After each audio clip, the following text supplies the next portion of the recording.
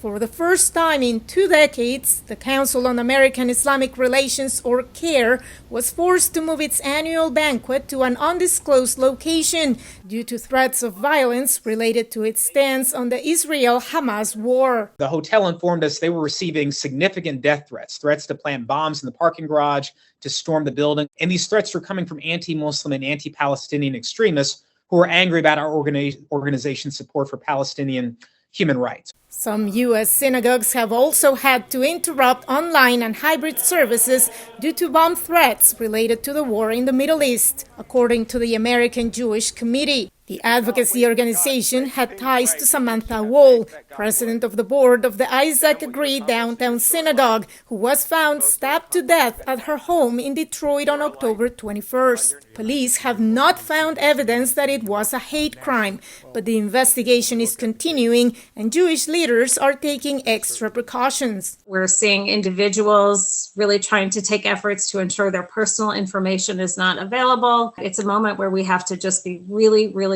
aware and observant. Fear is also engulfing some environments where Muslim students receive their education. The national nonprofit Islamic Schools League of America told VOA. On Friday, there was one full-time Islamic school in the Chicagoland area that received credible and detailed threats against their school community, and they decided to move to remote learning. School teachers in older grades are allowing students to share how they're feeling, creating safe spaces for them. Jewish daytime schools are actively seeking more funding to strengthen their own security measures. Shatterproof glass and ballards and all of these other safety measures that institutions can put into place. But we also call on religious leadership and political leadership across the world to condemn anti-Semitism, to condemn Islamophobia, to condemn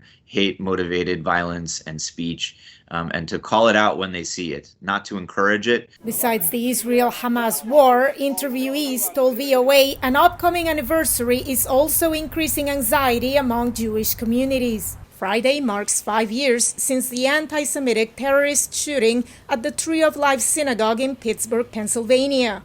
The gunman is now on death row. Mitzner says authorities are working hard to ensure communities remain safe. Veronica, Balderas, Iglesias, VOA News, Washington.